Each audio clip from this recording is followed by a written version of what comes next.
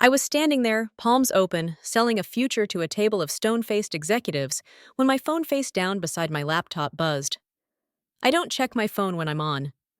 I treat a pitch like surgery, no distractions, no slip-ups, so I didn't look until the break at 3:30. I stepped into a corridor that smelled like coffee and new carpet glue, flipped the screen, and saw the message that rearranged my life in 12 words. Just a heads up, I told everyone we're taking a break. LOL. Told past tense, already done. The casual LOL, like tossing a lit match over his shoulder at a dry field. Only there was no her, not in my version. Liam, my boyfriend of 2 years, had sent it. I read it twice, 3 times. My first thought was stupidly practical. Who is everyone? His mother for sure. His sister probably. His brother definitely, the one getting married in 9 days, where Liam was slated to be best man. He'd been stressed, he said, family drama timing the schedule, the speeches, the photos. It's going to be crazy. We can talk when you're back Sunday. His text gave me what he wanted to keep for himself control. He'd announced a decision about us to an audience before including me in the conversation. It was efficient, it was cowardly, and it was clarifying. I walked to the hotel bar, ordered a club soda so my head stayed clear, and pulled out my laptop. I didn't post a manifesto, no subtweets or subtext. I opened Facebook, clicked in a relationship single. No announcement, no confetti, just truth. Then I Googled something I should have Googled months ago, guest versus tenant. Liam had moved in slowly, the way fog rolls under a door, a toothbrush, then 2 hoodies multiplying on my chair. A carton of almond milk I hate. We split groceries and utilities, but the lease was mine alone. My bank account, my rent, my apartment. What I found was ugly in its simplicity. No lease plus no rent paid directly, plus no written agreement equals guest. Guests can be asked to leave. I called my landlord from a quiet stairwell. Hypothetically, I said voice steady if someone's been staying with me. But he's not on the lease. What's the procedure if we break up? Does he pay me rent? My landlord asked. No utilities go through me. Then he's a guest. Tell him to go. Follow up with a text or email so it's in writing. If he refuses after that, it's trespassing. Thank you, I said. My voice surprised me, how even it sounded like reading instructions off a card. I closed the deal that afternoon. Imagine that, and caught the first flight home Saturday. Liam wasn't there, wedding errands probably. His sister had posted a tower of white macaroons with a caption about pregame sugar. I stood in my apartment, the one I'd furnished myself, and saw it with new eyes. How many of these things had a receipt with my name on it? All of them. I packed his world into boxes, sneakers lined heel to toe, the cologne that clung to winter coats. A stack of graphic tees that had grown like mushrooms in my dresser. The ridiculous pillows he'd insisted made the couch modern. Even though they made it unusable, the hair clay he never put the lid on. I stacked everything neatly by the door, labeled with painter's tape, because civilized endings matter to me, even when I'm not offered one. Then I called a locksmith. $190 later, the tumblers inside my lock had a new arrangement, like a heart learning a safer rhythm. I texted Liam the follow-up in writing. You informed everyone we're taking a break. I'm making it permanent. Your belongings are boxed in the living room. You can pick them up tomorrow between 3 and 3:30 p.m. At 8:47 p.m., keys scraped my door, then scraped harder. I waited 3 more tries. A polite knock that tried to sound casual and failed. Benita, my keys busted or something. I opened the door with the chain on. Liam's face brightened like I was the solution to a problem he'd caused. Hey, something's wrong with my key. I changed the locks. A blink, a smile that wanted to be charming like always. Why would you do that? You told everyone we're taking a break, I said. I'm making it permanent. He laughed a single syllable. Come on, that's not what this is. I meant a break space, not this break as in broken. I made the word fit the reality. I'm the best man in 9 days, he said, voice rising. This is insane timing. Your timing was immaculate, I said. You made an announcement in the middle of my pitch. He rubbed his brow, then tried softer. Can we talk inside? You're being dramatic. It'll be weird at the wedding. What if you don't have a girlfriend in the photos? I glanced at the boxes. Your stuff's ready. He searched my face for the old softness. Benita, please. I've been stressed. Okay, family pressure. And his eyes slid away, then back. Tessa will be there. There it was, the weather front I'd felt building finally breaking. Tessa, the ex-girlfriend, his sister still invited to everything because Tessa's practically family, the one Liam called a good person, just history. What does Tessa have to do with our break? I asked. He swallowed. Nothing. I just didn't want it to be weird. Not weird how I asked, and I let the question hang between us like a glass lamp he might shatter if he breathed wrong. He took too long to answer. People talk. I didn't want drama. You told everyone we were on a break to prevent drama, I said, and you did it without including me. That's not preventing drama. That's staging it. His jaw flexed. You're overreacting. We can talk when you're back Sunday. I said that. You made a public decision about our private relationship, I said quietly. The conversation is after the choice, and the choice is mine. He glanced behind me like the apartment would speak on his behalf. I live here. You stayed here, I corrected. You're not on the lease. You didn't pay rent. I spoke to the landlord. He went red. You called your landlord before you called me. I learned to call the person who can actually solve the problem, I said. Please, he said, stepping closer to the chain. Don't do this now, my family. My mom will. Your mom can text me, I said like she does holiday menus. He stared. In that pause, I could see him calculating optics, his brother's aisle, the pictures, Tessa's face, the after-party. The narrative he wanted, the one where he was single enough to be interesting and partnered enough to be safe, fell apart in my doorway. You'll regret this, he said finally. Ugly and soft. When you're alone and I've moved on, you'll regret doing this before the wedding. Maybe I said, but I won't regret being honest. He exhaled a laugh that wasn't one. This is because of Tessa. This is because of you. He tried once more for the script flip. You're being cruel. I'm being clear. I closed the door and slid the chain into place. On the other side, he muttered something to the doormat and left. I stood there a full minute with my hand on cool metal, breathing like I'd sprinted. Then I did what no one posts about. I sat on my couch without removing a single ridiculous pillow, and I was still. My apartment felt larger, like the walls had taken a deep breath. My phone lit up like a pinball machine. Liam, his mom, his sister, a best friend I loathed in theory, and now in practice. I put the phone face down, poured water into the quiet, and let the first night of my new life be uneventful.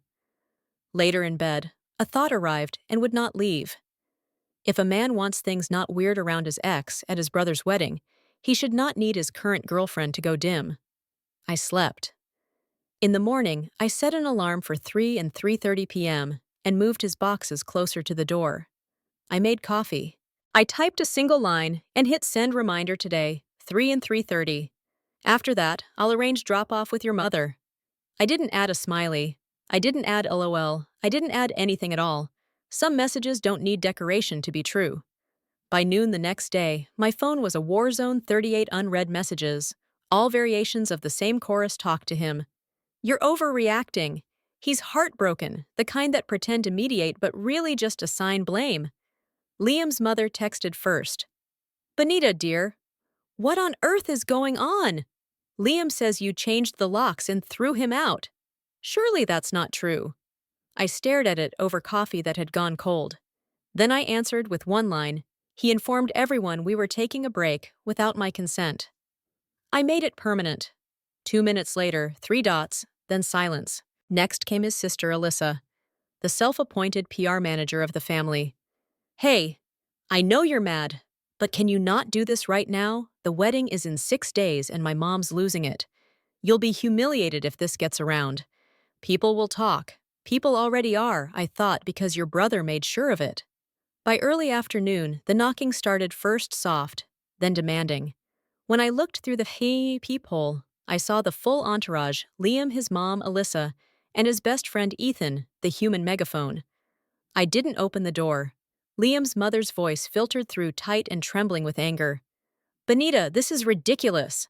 Let him in. He has rights. He's been living there for over a year.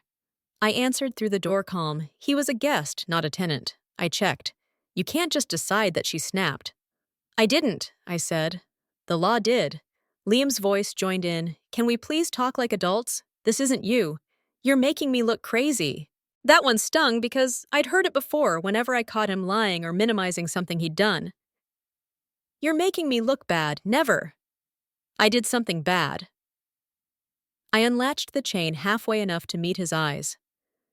You have 15 minutes, I said. Get what's yours and go. His mom gasped. 15. Are you serious? Yes. At 3:30, whatever's left goes to donation. Liam's eyes narrowed. You wouldn't dare. Try me. He muttered something under his breath, probably something performative for the audience behind him, and stepped inside. His mom and sister followed like a tribunal. Ethan hovered in the doorway, phone in hand, probably ready to record a TikTok-worthy confrontation. Liam stopped in the middle of the living room, surrounded by boxes.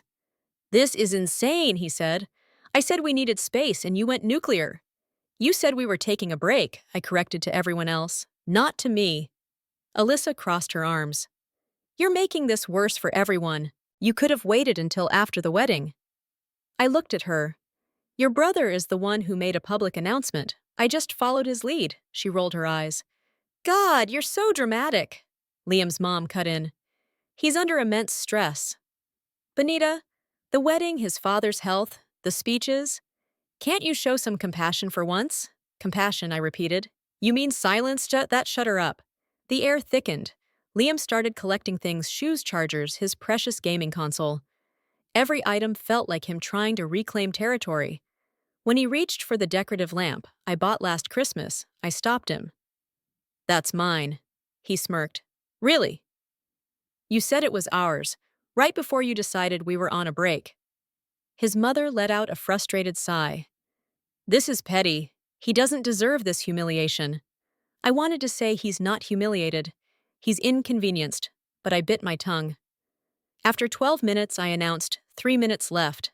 Alyssa's jaw dropped. You're timing this. Yes, I said. Boundaries work better when they're timed. Liam dropped the last box by the door and turned to face me, eyes blazing. Benita, please. I didn't mean we were over. I just needed space before the wedding. And you could have asked for that privately, I said. Instead, you broadcasted it to everyone, including Tessa. That name made him flinch. I didn't want things to be weird, he muttered. They're weird now, I said. He opened his mouth again, but his mother beat him to it. You'll regret this when he finds someone who appreciates him, she said coldly.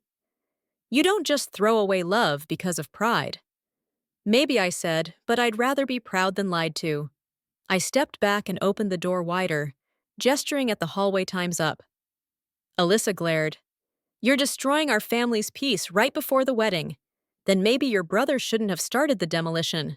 They left one by one, boxes in hand, slamming words trailing behind them. Liam was last. He lingered holding a jacket, eyes softening for one final act, Benita. He said quietly. This isn't the ending we need. You're just angry. We can fix this. No, I said you broke something that can't be fixed. You made me your secret in front of your ex. He whisked. It wasn't like that. Then explain it to her at the wedding, I said. She'll understand. He blinked, confused. What do you mean, nothing? I said. Just good luck. When the elevator doors closed behind him, the silence was deafening.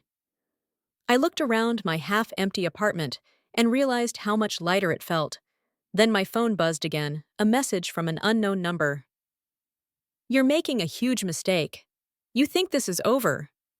It's not. No name, no punctuation, just a threat shaped like heartbreak. I blocked the number. Exhaled and whispered to no one. Maybe it finally is. By Friday, the texts had slowed but not stopped, half apologies, half guilt trips. Liam's mom wrote, He hasn't eaten. He's devastated. You could at least wish him luck for the wedding. I didn't reply. I'd spent the week reclaiming my silence, worked late, bought a new set of sheets that didn't smell like his cologne, and finally sat on my couch. Really sat there without worrying I'd crush a dozen useless pillows. Saturday morning, the wedding day. My phone buzzed with a flood of tagged photos Alyssa in her silver gown, her brother the groom grinning ear to ear. And there he was, Liam, in a tailored suit, boutonniere sharp as a blade, smiling for the camera like nothing ever happened except for his eyes. They looked tired, or maybe cornered. By evening, the photos slowed, and something else appeared in my inbox. A message request from an unfamiliar name, Grant Meyer. Hi, Benita. I know this is random, but I'm Tessa's fiancé. We met briefly years ago, I think. I just thought you should know something about what happened at the wedding. My stomach sank. I opened it. Liam spent almost the entire reception talking to Tessa. He kept saying you two were taking a break, that he was giving you space, and that you'd probably get back together soon. It got uncomfortable. He told her he'd been thinking a lot about what could have been. She told him she's engaged and happy, but he didn't seem to hear her. He even told my fiancé she looked beautiful tonight in front of me. I had to read it twice to keep the anger from turning into laughter. The same man who told me he didn't want things to be weird around his ex had apparently decided the best way to keep it normal was to flirt with her in front of her fiancé. Grant continued, I'm sorry to dump this on you, but Tessa was really shaken. She ended up crying in the bathroom because he wouldn't stop cornering her. Her sister had to pull her away twice. She thought you should know since he's telling everyone you two are working through things. He said you just needed time working through things. I stared at the words until they blurred. He was using my silence as proof of reconciliation. That night I checked Facebook out of curiosity. Sure enough, Liam's sister had posted a group photo captioned, Family means forgiveness. Liam was tagged. So was Tessa. So was I. The comments were a mix of congratulations and speculation. Where's Benita? Oh, she's giving him space. They're fine. Good for them. Hope they make it work. My hands trembled, not with heartbreak this time, but with the sharp, clean rage that comes from seeing your story rewritten without permission. I opened the chat window to Grant. Thank you for telling me. You didn't have to. He told everyone we were on a break without asking me first. I made it permanent. He just doesn't want to believe it. Grant replied a minute later. That makes sense. Honestly, everyone could see Tessa was uncomfortable. Even her mom pulled her aside. I'm sorry you had to deal with this. I typed, You and Tessa don't owe me an apology. He does, but I didn't send it. There was no point. The next morning, my phone exploded again. Alyssa, you made him look pathetic yesterday. He couldn't even focus on his speech. Everyone was asking where you were. You ruined his weekend. Her mother. You could have waited until after the wedding to embarrass us. I didn't respond, but then another message came from Liam himself. Different tone this time. I need to see you. Please. We need to talk. I ignored it. An hour later, I know you've seen the photos. That's not what it looked like. Then another, I only talked to Tessa because I wanted closure. You know how intense things were between us. Closure men always call it that when the payer looking for validation they don't deserve. I didn't reply. That evening, I received one final message from an unknown number. You think you're done, Benita, but you're not. You humiliated me in front of everyone. You'll regret this. I blocked it immediately. Then curiosity or something uglier made me search Tessa's profile. She'd posted a single picture from the wedding, her holding Grant's hand under a string of lights, eyes red but smiling. The caption read, Sometimes closure means realizing you dodged the same bullet twice. I couldn't help it. I laughed not out of spite but relief. Someone else saw him clearly now. I locked my phone, leaned back, and whispered, Maybe we both did.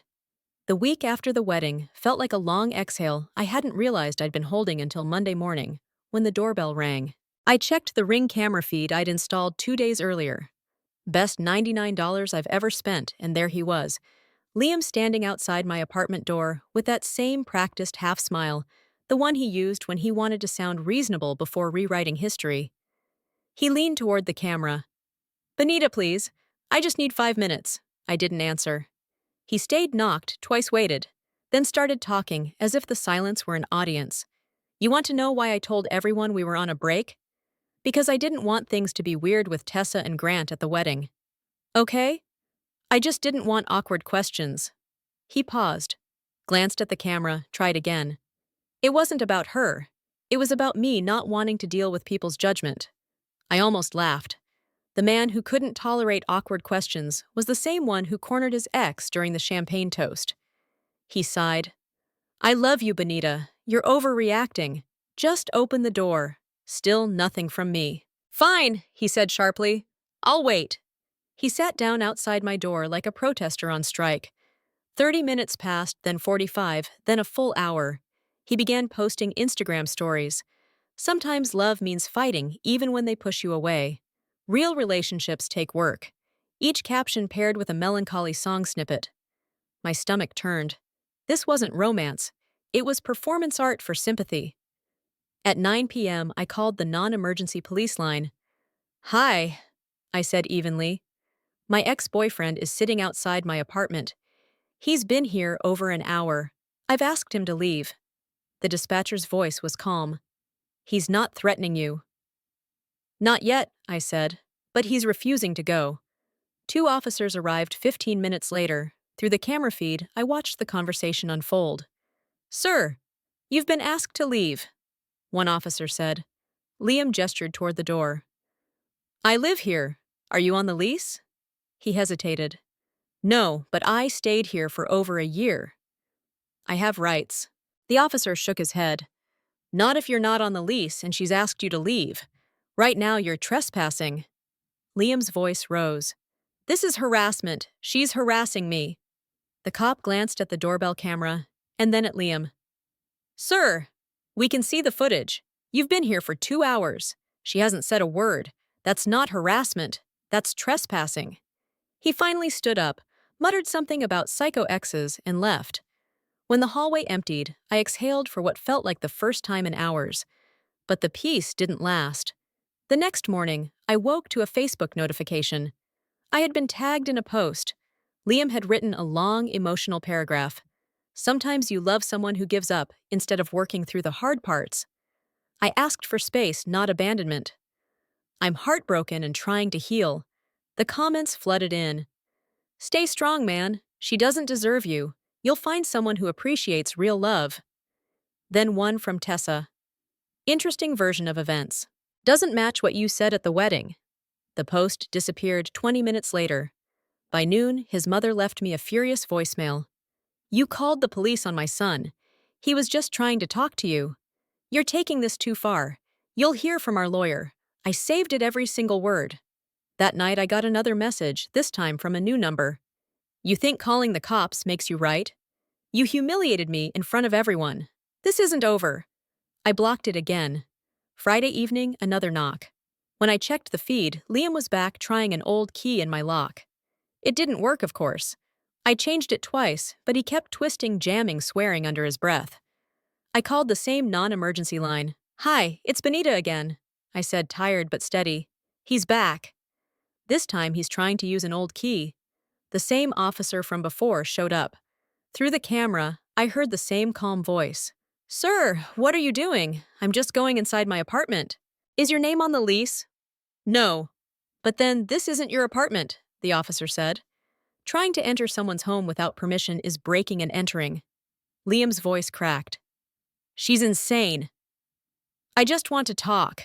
You've been warned before, the officer replied. If you come back, you'll be arrested.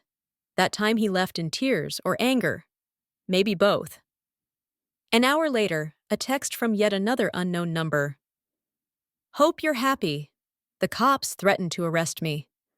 All because I wanted to talk. I typed and deleted my first 5 responses before settling on one line. You tried to break in with an old key. Don't contact me again. Blocked. 2 days later, a certified letter arrived, a demand from some lawyer claiming illegal eviction and emotional distress. They wanted $12,000 in relocation costs, plus $3,000 for therapy and a written apology. My own lawyer friend laughed for an entire minute when he read it. She's bluffing, he said. He's not a tenant. He has no case. File for a restraining order instead. So I did. The following Thursday, I sat in a courtroom that smelled faintly of disinfectant and nerves. Liam showed up with his mother and a different lawyer. I presented everything: the doorbell footage, the texts, the police reports. When the judge asked, Did you sit outside her residence for 2 hours after being asked to leave? Liam tried to look noble. I just wanted closure, he said. That's not what I asked, the judge replied. Did you sit there? Yes. Did you attempt to enter with a key after locks were changed? It was my home. Were you on the lease? No, but then it wasn't your home, the judge said flatly. That's criminal trespass. And just like that, it was done. Restraining order granted 1 year no contact, no third-party contact, stay 500 feet away. Liam's mother gasped. Liam went pale. He whispered, "You're ruining my life." I didn't reply because the truth is, people who ruin their own lives always call it someone else's doing when the consequences finally show up. After the hearing, I didn't cry. I didn't even smile. I just walked out of that courthouse into sunlight so bright it hurt to keep my eyes open. For the first time in months, the air didn't feel heavy. Liam's mother shouted after me in the parking lot. "You destroyed him, Benita. He can't even go near his favorite cafe because it's close to your building. You've taken everything from him." I didn't turn around. If a man's everything is access to the woman he harassed, then maybe he never had much to begin with. A week later, I received a phone call from a number I didn't recognize. "Hi, is this Benita?" "This is Tessa." Her voice was calm, steady, in the way of someone who's already lived through chaos. "I wanted to thank you," she said. "For what?" I asked, cautious. "For warning Grant for standing your ground." After the wedding, Liam kept trying to contact me, messages through mutual friends showing up at my gym, even emailing my fiancé. It got bad enough that Grant filed a restraining order too. I went quiet. Tessa continued. "Because of you, he already had documentation. It made everything easier, so thank you." It felt strange, like a full circle closing itself without ceremony. I told her, "You don't owe me thanks. You just deserve peace." She exhaled. "We both do." And that was the last time we spoke. Weeks passed. My apartment finally felt like mine again. No tension humming through the walls. No footsteps in the hallway that made my pulse spike. I replaced the old couch pillows, repainted one wall sage green, and put up a small framed quote above the doorway. "Peace is not given. It's claimed." At work, things were thriving. The client from the conference, the one I nearly lost because of Liam's little text stunt, signed the deal. My boss congratulated me on my composure under pressure. If only he knew what pressure had really meant. A few of my colleagues asked how I managed to stay so calm. I smiled and said boundaries. They're cheaper than therapy, but just as life-changing. One Friday evening, I met some friends at a rooftop bar. The city lights were soft, the kind that make everything shimmer, like it forgives you. That's where I met Evan, a structural engineer from Chicago, visiting for work. We talked about nothing important. Good coffee, bad landlords, flight delays. But it felt clean, uncomplicated. When he asked if I was seeing anyone, I said, "Not anymore." He nodded. Respectful, didn't pry, didn't push. When I mentioned I once dated someone who made big decisions without asking me, he said, "Then I guess he taught you what not to settle for." Simple words, but they landed like healing. We went out again a week later, then another. No grand gestures, no drama, just laughter that didn't have to prove anything. A month after the restraining order, a friend texted me a screenshot from social media. Liam's profile was gone, deactivated, vanished like a ghost, finally realizing it had no audience left. His sister Alyssa had quietly removed our old photos. His mother unfriended me. Silence, the kind that used to terrify me, had become the sound of safety. I'd heard through the grapevine he lost his job after missing too many days' stress leave. Someone said that the family was taking time apart and that the wedding photos cost an extra $800 to edit because of Tessa's tear-streaked face. Poetic, really.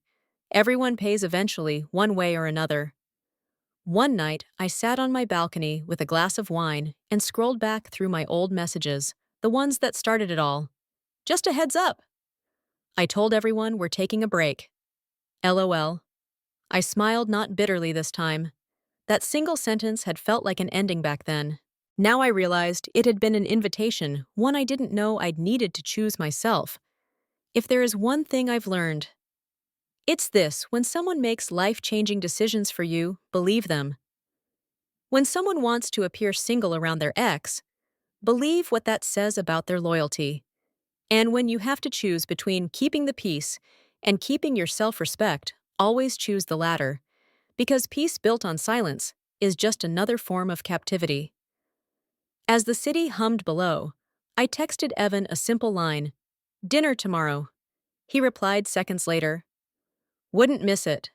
I put my phone down and looked at the skyline, the soft pulse of streetlights, the endless possibility of moving on. For the first time in a long time, I didn't feel like someone's backup plan. I felt like my own.